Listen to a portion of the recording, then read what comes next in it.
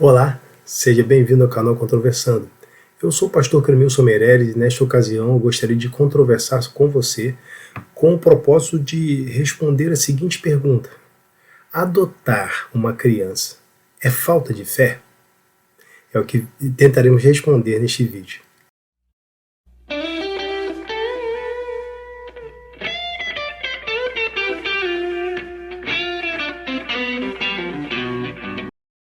Apesar de parecer estranho, existem cristãos que consideram a atitude de adotar uma criança como uma atitude de falta de fé, porque consideram que os casais que não podem gerar filhos deveriam, na verdade, confiar em Deus e aguardar que o Senhor realize um milagre, seja utilizando a reprodução assistida ou mesmo simplesmente aguardando e esperando no Senhor. É importante ressaltar que nós acreditamos que Deus sim realiza esse milagre da fertilidade. É importante destacar também que acreditamos que o Senhor, Ele é soberano e, portanto, Ele realiza os milagres no momento em que Ele quer e se de fato Ele quiser. Porque, como a Bíblia diz, a vontade do Senhor é boa, agradável e perfeita. Porém, nós não conhecemos os detalhes dessa vontade, conhecemos aquilo que a Bíblia revela. Mas há decisões que o Senhor toma a respeito de nossas vidas individualmente que nós não conhecemos. É claro que essas decisões estarão sempre alinhadas com aquilo que a Bíblia revela a respeito do seu caráter. Deus não vai contrariar a sua palavra, nem vai contrariar a si mesmo. Entretanto, nós acreditamos que a adoção ela também faz parte do plano de Deus e eu pretendo demonstrar isso para você nas Escrituras. A adoção, ao contrário do que se pode pensar, não é falta de fé. Na verdade, é um chamado de Deus. E nós vemos isso de maneira muito clara no relato do nascimento de Jesus. Porque, como a Bíblia mostra em Mateus, no capítulo 1, a partir do versículo de número 18, nós vemos o texto bíblico afirmando o seguinte: ora, o nascimento de Jesus Cristo foi assim. Estando Maria, sua mãe, desposada com José, antes de se ajuntarem, achou-se ter concebido do Espírito Santo.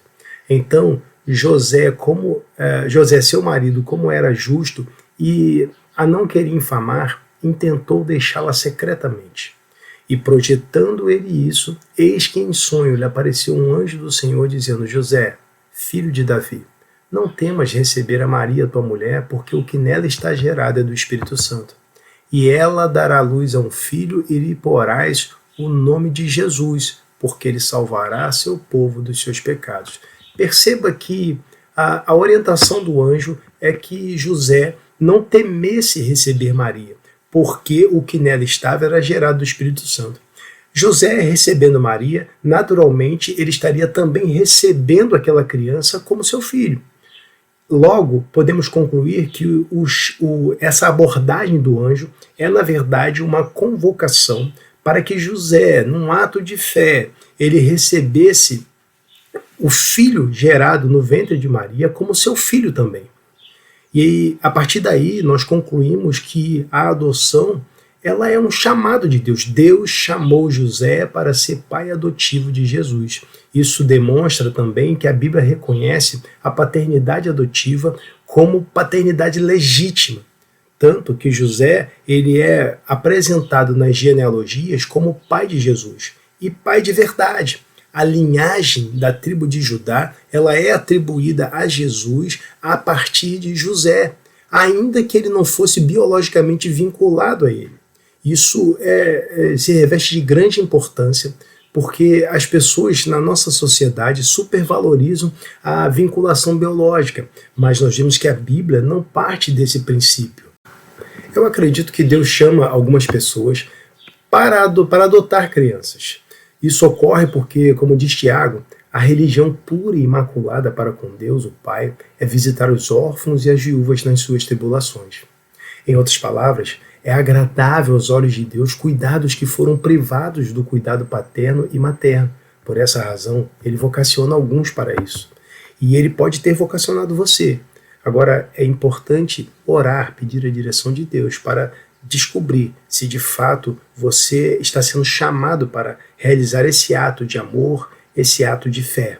O segundo ponto que quero ressaltar é que, ao contrário do que se pode pensar, a adoção é, na verdade, uma atitude de fé. E, ao falar desse ponto, é importante nos remetermos ao relato do Gênesis, porque, geralmente, quando se pensa em adoção, há quem levante uma questão. Será que a adoção não seria o equivalente àquilo que Abraão e Sara fizeram quando perceberam a demora, na sua perspectiva, do cumprimento da promessa que Deus fizera a Abraão? Qual seja que ele geraria filhos e, a partir de Abraão, uma descendência numerosa viria. Então, aguardando a promessa de um filho, tendo em vista que Sara era estéril, Sara decidiu que Abraão deveria se relacionar com a sua escrava egípcia Agar, e se relacionando que ela desse à luz um filho e assim a promessa de Deus pudesse se cumprir. É claro que isso não estava em concordância com o plano de Deus para a linhagem escolhida, a linhagem através da qual viria o Messias. Entretanto, quando nós analisamos todo esse cenário, nós vemos que isso não se parece com a adoção. Na realidade, isso se parece mais com aquilo que popularmente se conhece como barriga de aluguel. Mas não há na Bíblia também nenhum texto que garanta, que ofereça a garantia de que essa promessa, isso que foi realizado com Abraão e Sara, ou melhor, a reversão miraculosa da esterilidade que Deus realizara trazendo Isaac à existência, não há nenhuma garantia bíblica de que isso acontecerá a todos os crentes. O que alguém pode sugerir como fundamentação para a crença de que todos os crentes receberão a fertilidade pode talvez até ser Deuteronômio capítulo 7, no versículo 14, quando Deus diz a Israel: bendito serás mais do que todos os povos, nem macho nem fêmea entre ti haverá estéril, nem entre teus animais. No entanto, essa promessa não pode ser aplicada a todos os cristãos, até porque nem no Antigo Testamento ela era absoluta. Ela não era incondicional, ela estava atrelada à observância da lei. Se não vejamos, quando lemos a partir do versículo 11, nós vemos o seguinte, Deuteronômio 7, versículo 11: guarda, pois, os mandamentos, os estatutos e os juízos que hoje te mando fazer. Será, pois, que se ouvindo estes juízos, os guardares e fizerdes, o Senhor teu Deus te guardará o conserto e a beneficência que jurou a teus pais. E amar-te-á e abençoar-te-á, e te fará multiplicar, e abençoará o fruto do teu ventre, o fruto da tua terra, e o teu cereal, o teu mosto, o teu azeite, e a criação das tuas vacas, e o rebanho do teu gado miúdo, na terra que jurou a teus pais dar-te. Perceba, a promessa feita aqui no versículo 14, ela está vinculada à observância da lei. Mas aí eu faço uma pergunta: quem consegue observar todos os preceitos, todos os juízos, como diz o texto aqui no versículo 12, quem consegue observar cada detalhe da lei? É justamente por não conseguirmos observar toda a lei que nós carecemos da graça de Deus. Sendo assim, o texto demonstra claramente que não há garantia absoluta de fertilidade para todas as pessoas que creem em Deus, porque ninguém consegue observar a lei, ou seja, então nós não temos a garantia da fertilidade. Ao contrário, nós vemos que o próprio Deus, Ele mesmo, Ele às vezes fecha a madre e abre a madre, como diz o texto lá de 1 Samuel, no versículo 4 e 5 diz assim: sucedeu que no dia em que Eucana sacrificava, dava a ele porções do sacrifício a Penina, sua mulher, e a todos os seus filhos e a todas as suas filhas. Porém a Ana dava uma parte excelente, porquanto ele amava a Ana. Porém o Senhor lhe tinha cerrado a madre, ou seja, fechado o seu ventre para que ela não concebesse. O Senhor a fizera estéril. Então isso nos faz perceber que a reversão miraculosa ela não é garantida porque a soberania de Deus é quem define, que define quem vai conceber e quem não vai conceber. Porque alguns Deus chama para adotar, como foi o caso de José. Deus chamou José para adotar. Isso não significa que ele não tenha gerado outros filhos depois, mas Deus o chamou para adotar. Quando nós levamos em conta a resposta de José ao chamado de Deus através do anjo, nós podemos concluir que a adoção é um ato de fé, porque José acreditou que Deus iria abençoar o relacionamento dele com uma criança que foi gerada por outra pessoa, uma criança que não tinha vinculação biológica com ele. E essa é a atitude de quem adota hoje. A pessoa acredita que Deus vai abençoar esse relacionamento, ainda que não haja vinculação biológica. Mas aí, daí surge uma pergunta: por que Jesus precisava de um pai terreno? A resposta é simples: porque ele veio para cumprir toda a lei, como ele mesmo disse em Mateus 5,17. Para obedecer a lei em nosso lugar, era necessário que Jesus tivesse um pai terreno, porque o 5º mandamento diz: honra teu pai e a tua mãe. Então, ele precisava de um pai e de uma mãe para que observasse. Aí talvez alguém pense: poxa, mas ele não tinha um pai celestial? Sim, mas esse mandamento, ele dizia respeito aos pais terrenos, e Jesus só tinha um pai terreno. Pai celestial, ele não tinha mais de um também, ele só tinha um.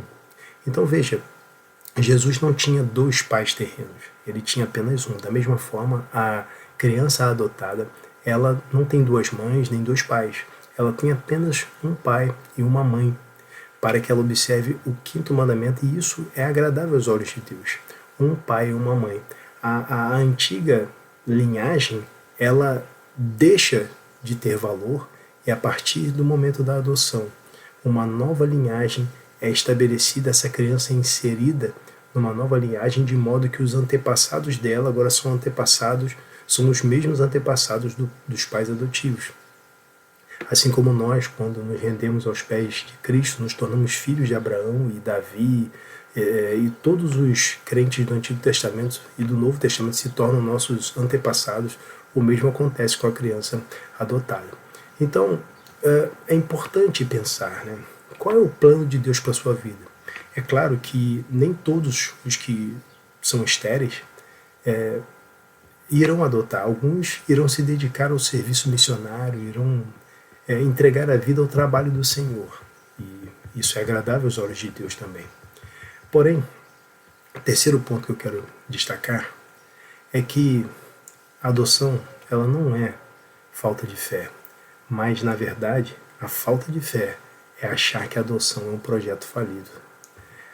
Queridos, Deus, Ele nos adotou ainda que nós fôssemos terríveis, ainda que nós fôssemos pecadores, como diz o texto de Romanos 5,8, que Deus prova o seu amor para conosco e que Cristo morreu por nós, sendo nós ainda pecadores. Nós éramos inimigos de Deus, como diz Romanos 5,10, mas mesmo assim Ele decidiu nos adotar. Nós somos filhos por adoção, é isso que a Bíblia diz. Nós éramos terríveis, a nossa natureza adâmica, a nossa genética estava corrompida, mas mesmo assim Deus quis nos adotar e fez de nós novas criaturas. É com essa consciência que nós devemos olhar para a adoção, e não como falta de fé, mas na verdade como um ato de imitação de Deus. Quem adota está imitando Deus, porque o próprio Deus é um adotante. A adoção não é um projeto falido, mas é a atitude de quem confia no Senhor, de quem entende que aquilo que foi feito nas páginas do Novo Testamento pode também acontecer hoje, não porque é algo garantido, mas porque o próprio Deus é um adotante. O próprio Deus, a Bíblia diz em Efésios 5, versículo 1, sede, pois, imitadores de Deus como filhos amados. Então, irmãos, devemos adotar, sim. Aqueles que se sentem chamados para isso devem adotar, sim. Por isso é importante orar, pedir ao Senhor a direção acerca desse assunto. Espero que tenha ficado claro, que você possa chegar à mesma conclusão que eu, que a adoção não é falta de fé. E Deus te abençoe. Um grande abraço.